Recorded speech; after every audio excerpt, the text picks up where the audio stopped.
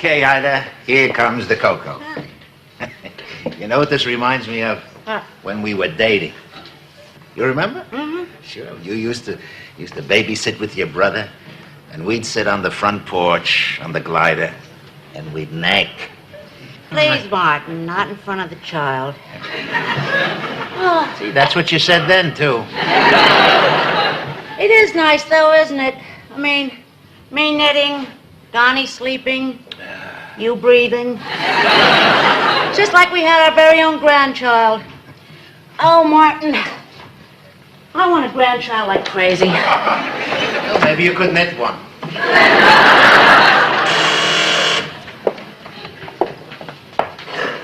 Yes, Carlton. Hello, this is Carlton, your doorman. I just want to let you know that Joe and Rhoda are on their way up. Thank you. Quick, Martin, get the baby to bed so they don't yell on us for keeping it hungry. Come on. Donnie. Sweetheart. Come on. Donnie, wake up. It's time to go to sleep, honey. Come on. Let's go. Come on. There we go. Oh, whoa, wait. Martin, this boy has grown. Don't stand there. Get him off me, will you, please? All right. Here, come on, sweetheart. Come on, honey. There we go. Get you up. Go to bed. Oh, there we go. All right. Oh, hi, Martin. Oh, Rhoda, Joe. Well, did you have a nice time? How did you like the show? What's with Donnie? What, Donnie? He's right here. He's sleeping. Yes, Pop, we see. Don't they have beds for that sort of thing? Sure, I'm going to bring him right in. No, Martin, that's all right. Let me... No, I got him all right. Let me hold it. It's all right. No, let me do it. Listen, will you... Why don't you guys let me aside? Oh, okay. Who do you want? Can I have both of you? Come on. That's some diplomatic kid you got there. Hi, Ma. Hi, dear. So how was Donnie? Did he give you any trouble? Ah, that Donnie. What a joy. Just the kind of grandchild I'd expect to have. Of course, I'm not expecting to have one, you know, but a person can hope, a person can dream, a person can pray. Ma, don't start. I'm not the person I was talking about. Ma, listen to me. Joe and I are not interested, at least not right now, in having children. Rhoda, you are being very selfish. How am I being selfish? Because I want a grandchild. I have always wanted grandchildren. Even when I was a little girl, my dolls had children. All right, honey, let's go home. I want to see who's guest hosting on Johnny Carson tonight. It's Johnny. Oh, must be a rerun. Come on. Rhoda, you know why mothers become mothers? So they can have children who can have children.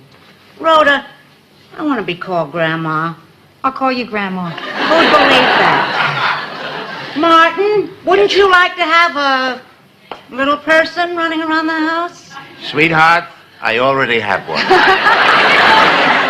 Listen, you can't tell Rhoda and Joe how to run their lives. You can only do that to me. Come on. Okay, that's the way you want it. I won't bring it up again.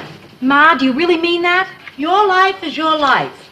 Fortunately, there's still Brenda's life. One problem, Ma. Brenda's not married. That's what she thinks. Bye-bye.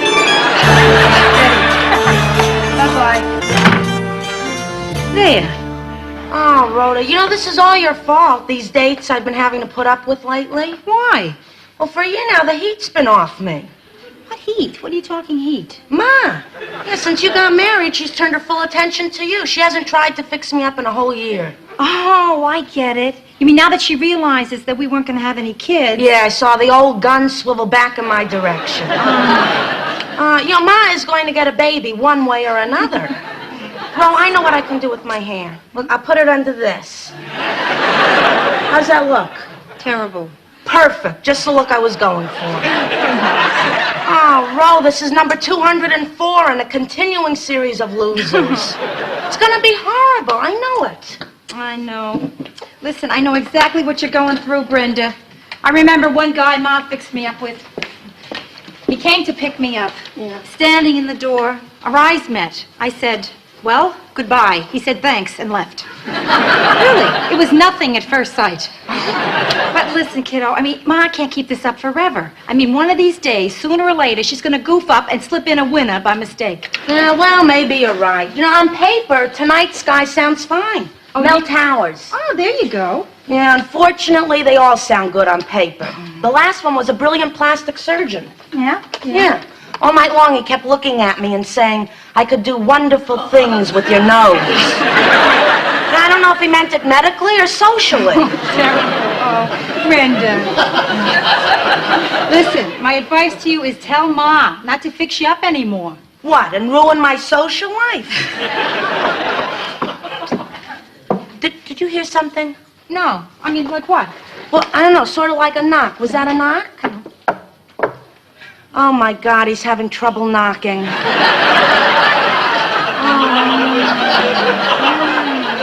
Ro, what kind of a man is this? Brenda, Mel? you don't have any cats in here, do you?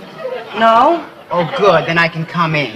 You see, I'm allergic to cats. Also, wool, eggs, and most kinds of hair.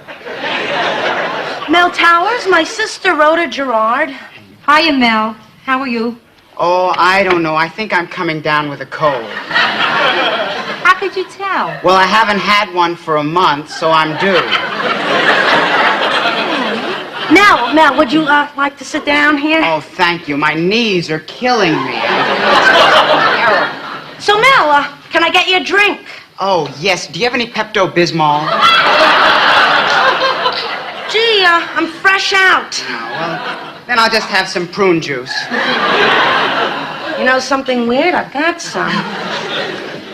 So, Mel, what do you do? I'm with the Knicks. The Knicks. The basketball Knicks? Yes, I'm in their ticket booth. Oh, I got you. You know, I think I'm getting swollen glands. Do you mind if I take a look in that mirror? Oh, here you go. Thank you. My whole head is swollen. No, you're looking at the magnifying side. Okay. I'm turning gray. Well, what's wrong with gray hair? No, I meant my face. Well, maybe we better get going. Try and squeeze this date in before the fever hits. Very nice meeting you, Rhoda.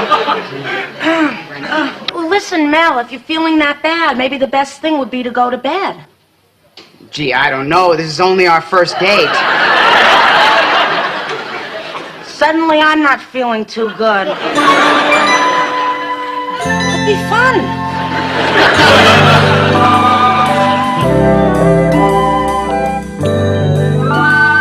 So we went out to dinner to a health food restaurant. He's the only guy I know to go to the men's room to wash his silverware.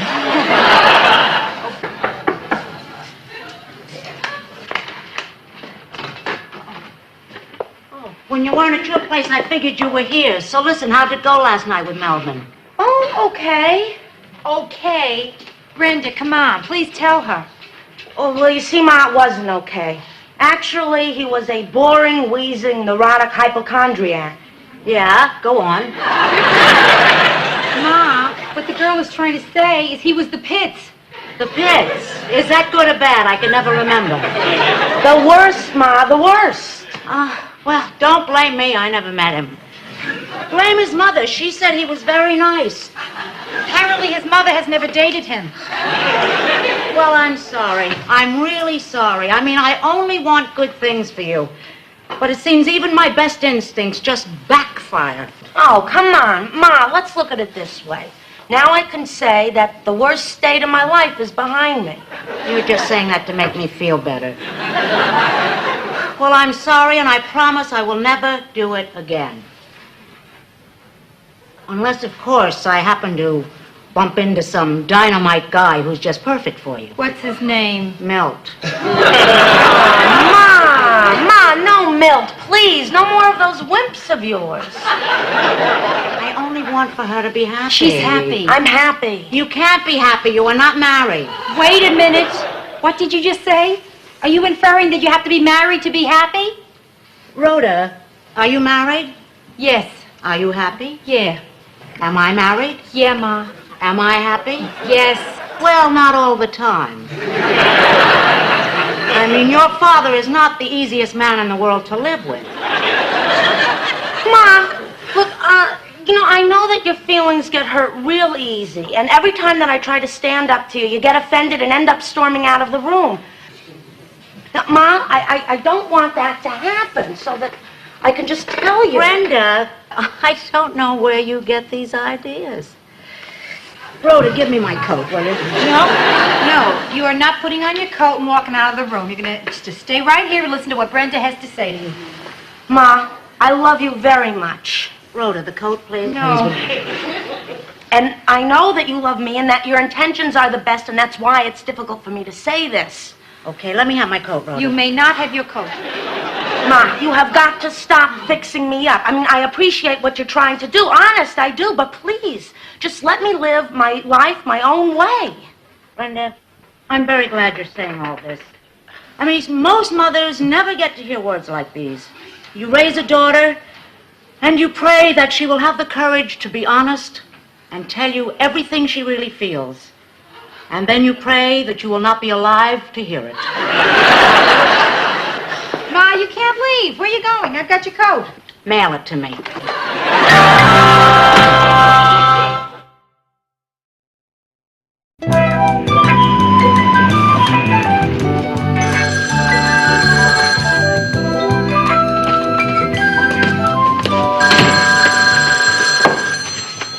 Rhoda Morgenstern.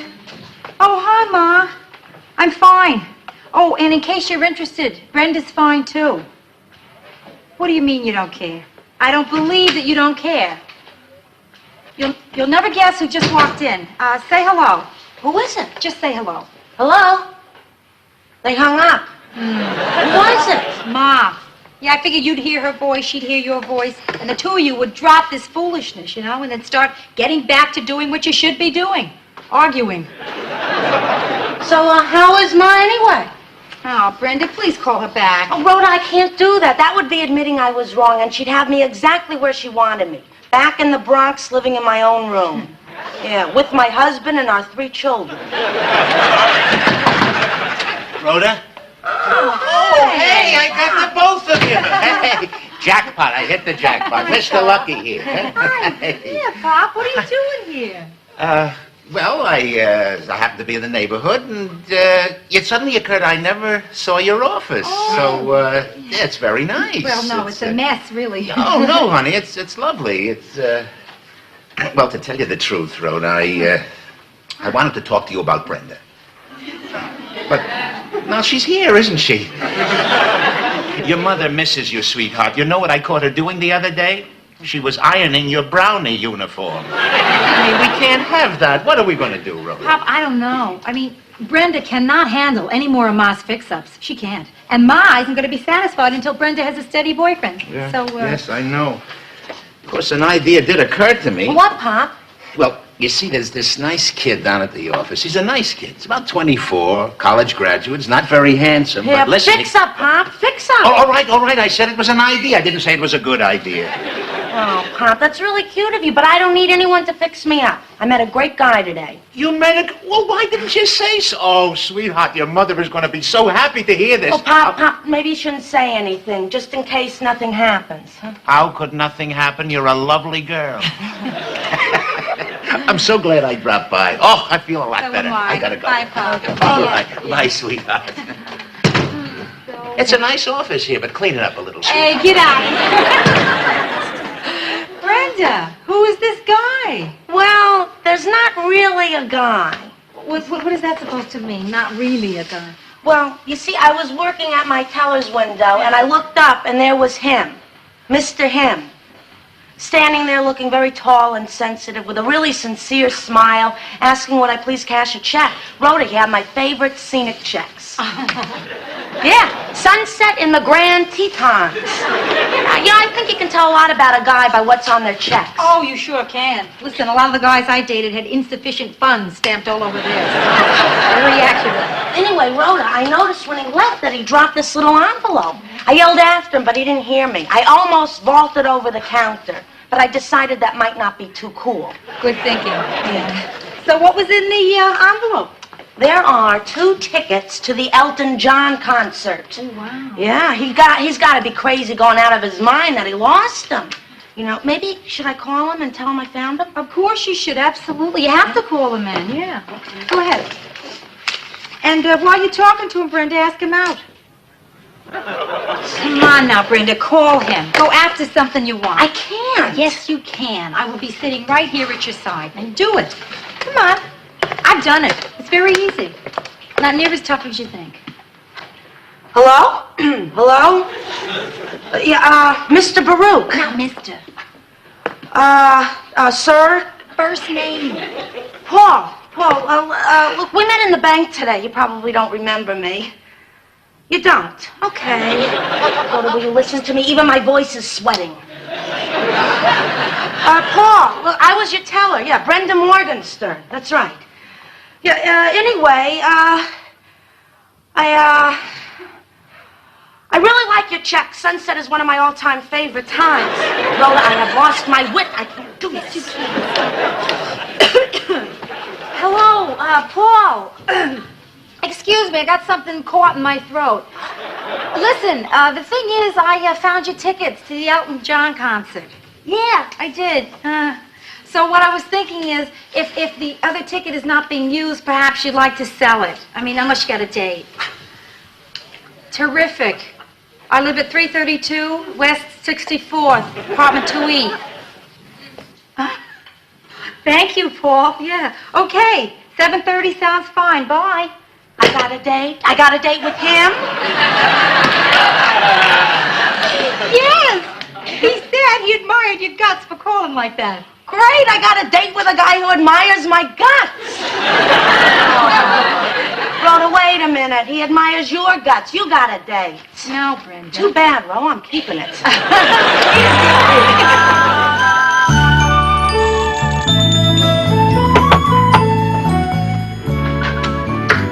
Oh, hi, Brent. Oh, wow, Joe. You shouldn't open the door looking like that without giving a girl a fair warning. I mean, instant gorgeous. Woo. Oh, come on, Brent. I mean, everybody looks good in the tux. I don't.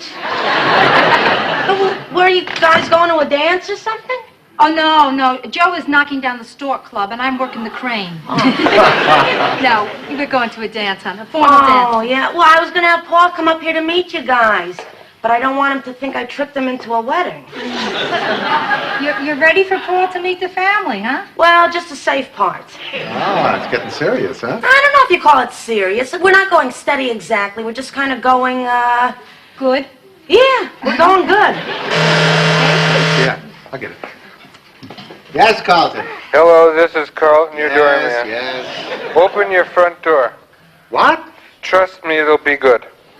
What are you talking about? Just open the front door and let me know when your wife's mother and father get to your door.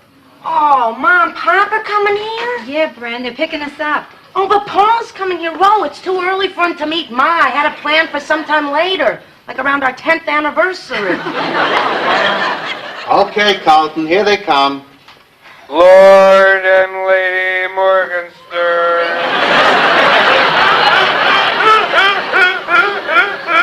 Very funny, Carlton. Not that funny. How are you, sweetheart? Oh, darling. Hi, Mom. You look absolutely beautiful. Hi, Ma. Brenda, nice to see you again. Well, you two really look nifty, huh? Yes, this is my own tuxedo, you know. Your mother's dress, however, was rented. Sit down.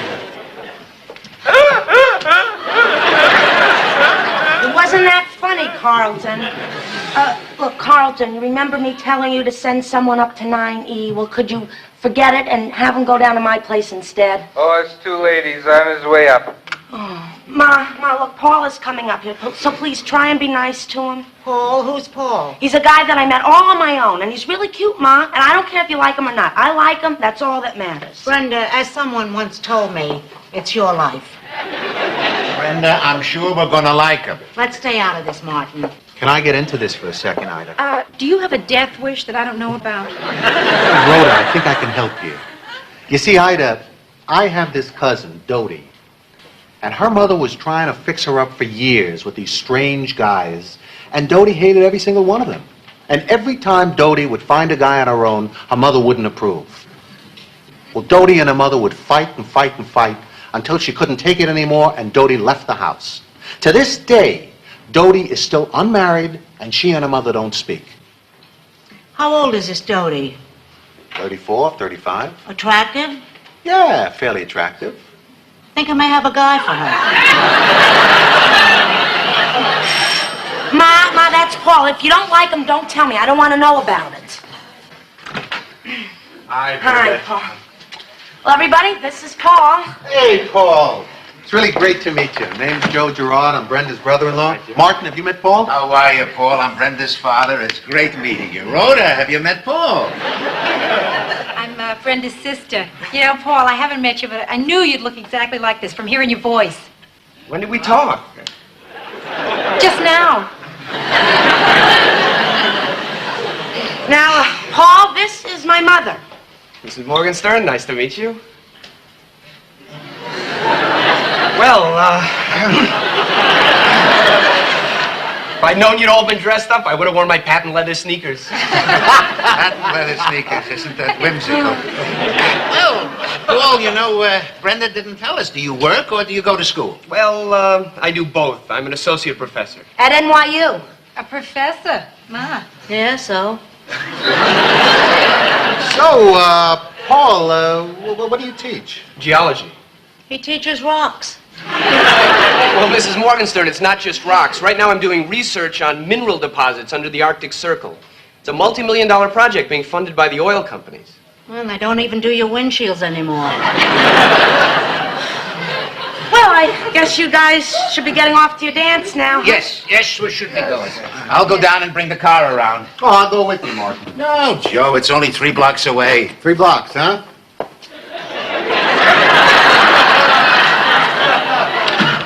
Well, it was nice meeting you, Mrs. Morgenstern. Nice to have known you, too. Bye, you two. Have a nice time tonight. I'm sorry, Ma. I still like him. Your life, Brenda. Have fun, darling. Ma. Well, did I pick one or did I pick one? One what? Pick one what? Paul Baruch. Hattie Berkman's nephew. Is that a doll? I don't believe... Wait a minute. Am I hearing that? Wait, now, just a second. Do you mean that Paul, the boy that just... He's one of yours? I don't believe it, Ma. I don't believe it. How did you do it? If you were a mother, you'd know.